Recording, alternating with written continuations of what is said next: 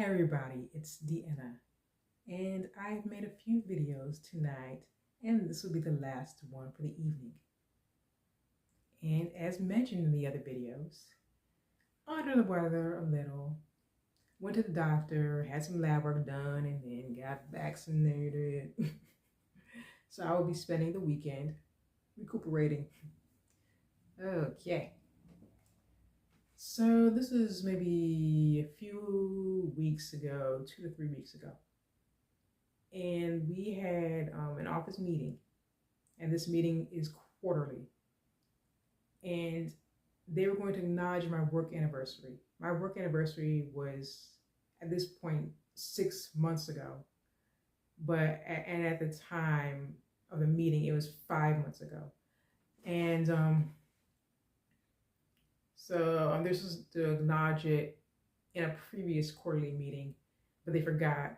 So they told me it's going to be this upcoming one, the one that had already happened recently. And I was overthinking it because I thought I had to say something. So I go on my social media and I ask people for advice, which is something I don't do often. So I know they're itching to give advice when I ask for advice. And so it's just a chat GPT.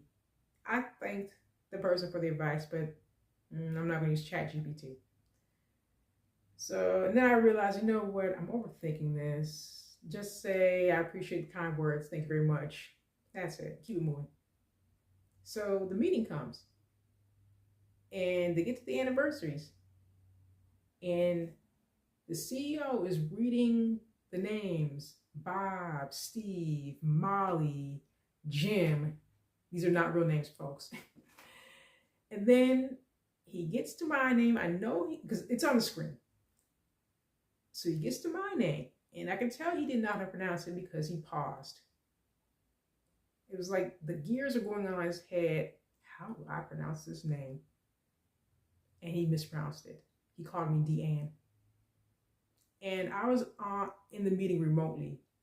So I unmute myself, and I said, it's Deanna, sir. It rhymes with Vienna, sir. And he says, excuse me? I repeat myself. He's like, oh, thank you for correcting me. But this is not the first time my name has been mispronounced or misspelled, and it will not be the last. But I did appreciate him after the fact sending me a message apologizing for mispronouncing my name at the meeting. And I did appreciate that. And it takes being a bigger person to acknowledge a mistake and to admit the mistake and to want to do better for next time. And I did appreciate that. And as I said, this person is high ranked. I am not the highest ranked person in my current job. But I'm not intimidated by people. I'm not. If someone is mispronouncing my name, I don't care if you're there's a plane flying by. Okay. I don't care if you're the king or queen of the universe. I'm going to, if you mispronounce my name, I will correct you. So for 44 years, my name has been misspelled, mispronounced, or completely forgotten. And it's something I've been dealing with, as I said, my whole life. I was informed, I get different stories each time. One minute I was told my name was made up. Another time I was told that my name came from a contestant on The Price is Right. The Bob Barker when he had brown hair years. Like I said, folks, I'm not that young. And then I'll probably get another answer I ask again. That's how it is. I don't get it, but it is what it is. But anyway. And I don't recall it happening too much when I was a really young kid, maybe because my parents were a lot more involved with teachers, and teachers really loved having me in class. And I don't remember them mispronouncing my name when I was a really small kid. I don't recall when my name was first mispronounced in class. But getting older, in those roll calls, and the teacher would get to my name and they'd pause because they didn't know how to pronounce it. People think my name is Deanna, Deanna.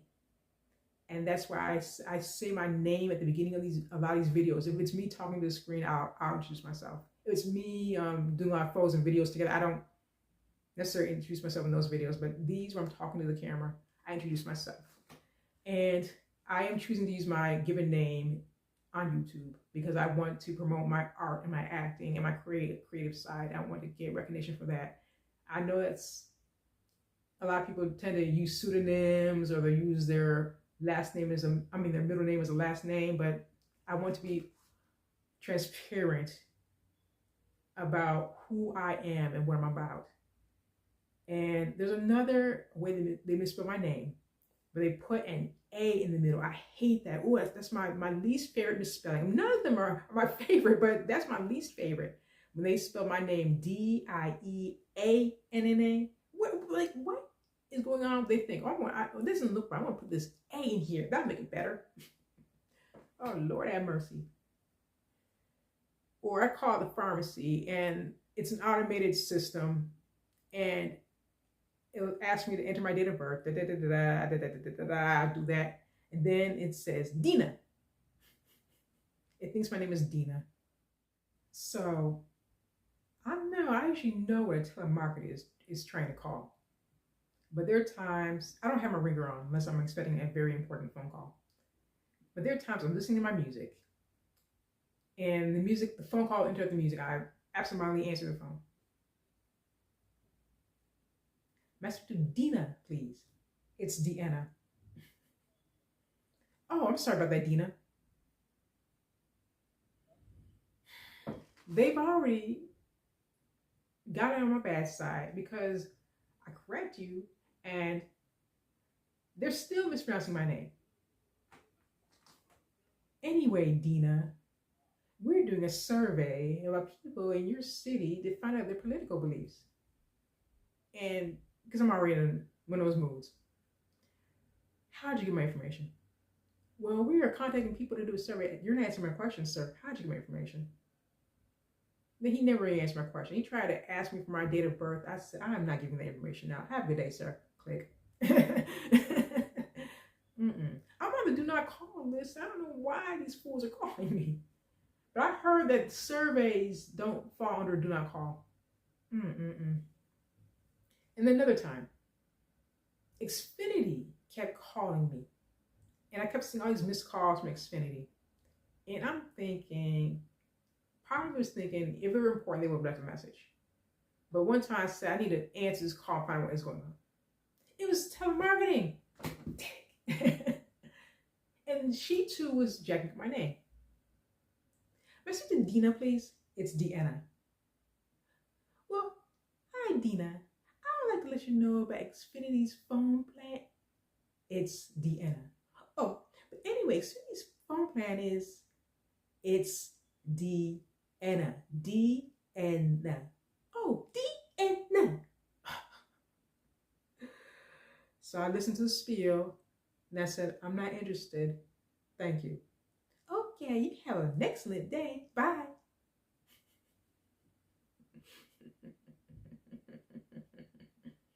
Oh my God. It's like, but the most common mispronunciation of my name is Deanna. Like Deanna Troi from Star Trek: The Next Generation. There's only one A in my name, my first name, at the end of my first name. So I don't know how they're getting Deanna from Deanna. And I'll say, like I said at the beginning of this video, I'll say it rhymes with Vienna or it rhymes with Sienna. And some people have regional accents, so they still pronounce it Deanna because of their regional accent. And there's a point in time when I got tired of my name being mispronounced. So I said, just call me D. But because of that, people only knew me as D. They never learned my full name. And when I wanted to be Deanna again, they still call me D. Now, if I'm going to a cafe and I'm making an order, I could not care less about them getting my name right. I'll just say D for that because it's not Cheers. Everyone's not going to know my name, and I don't want everyone to know my name. But even that gives me issues too. I made an order using D, and I go to pick it up. Pick up for D, for Dean. Pick up for D, Dean. Pick up for D. The letter D, D-E-E. Oh my God! I know, that was not the best reaction, but I was getting frustrated, repeating myself, and not being heard and not being listened to. Not even an initial or a nickname, D-E-E, depending on, sometimes I use just the letter D, sometimes I use D-E-E. Not even that is safe from people butchering that.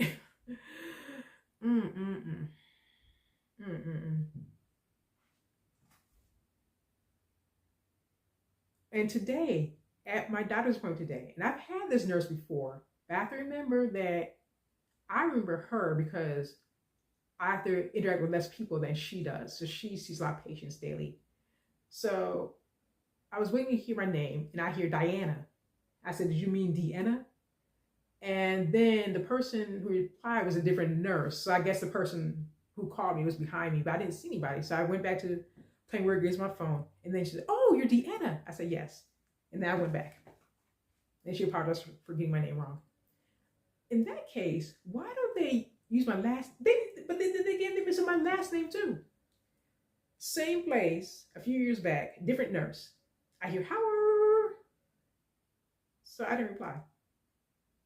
And then I hear Howard.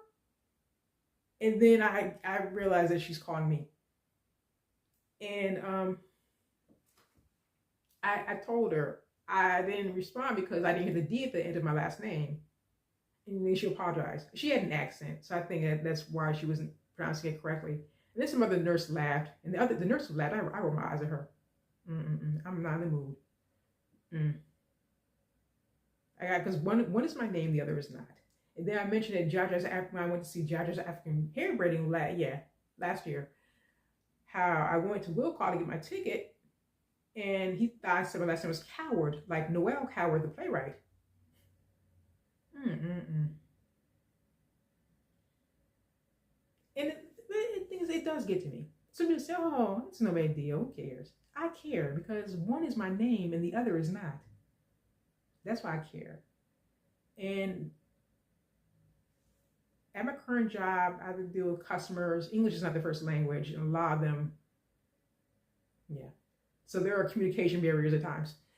And so I have to deal with them calling me by the wrong name. One customer was being difficult, and they weren't answering my question for some reason.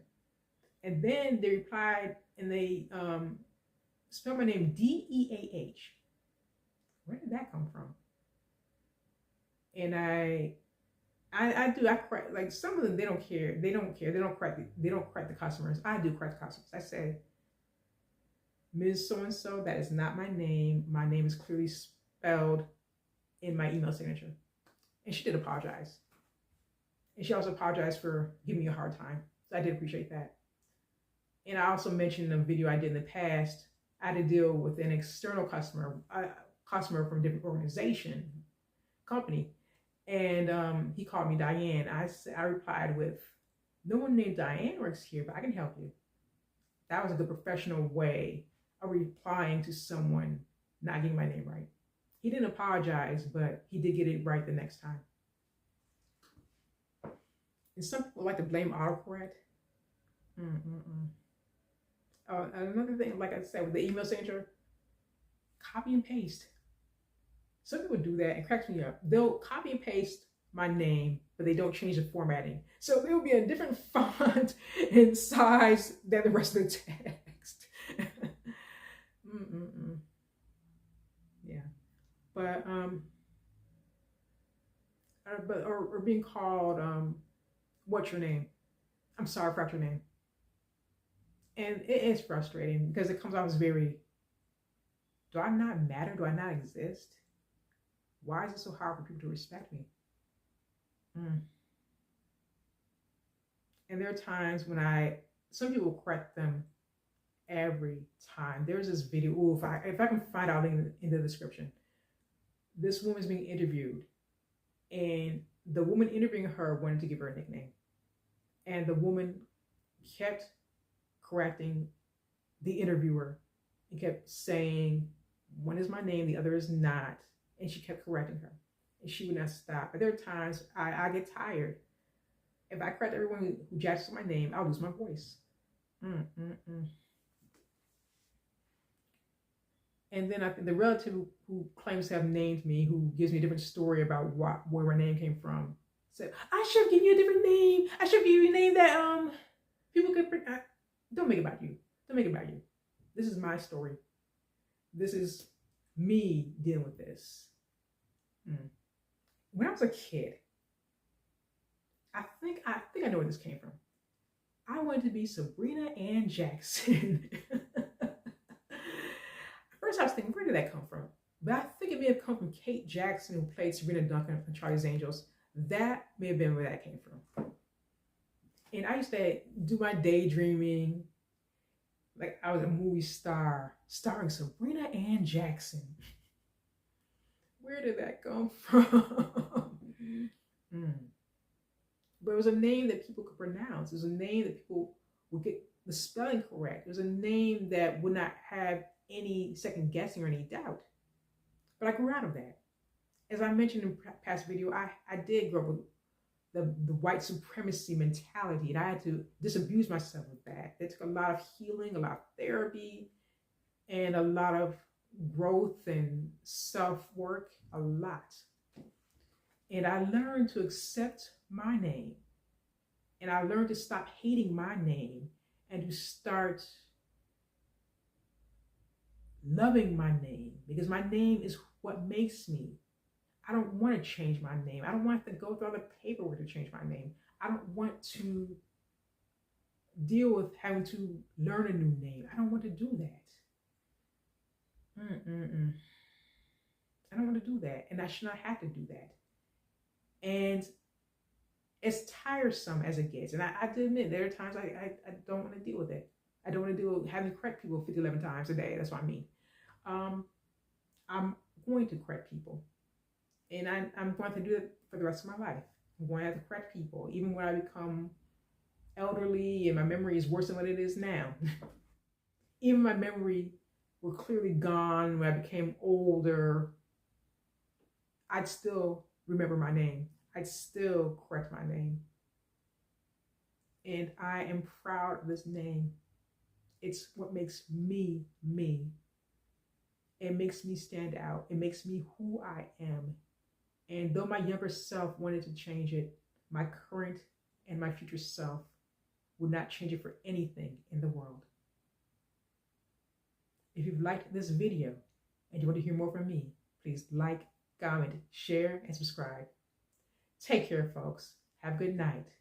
And before I go, do you have a name that people struggle with, misspell, mispronounce? If you feel comfortable sharing so, please do so in the comments. Again, have a good night, folks.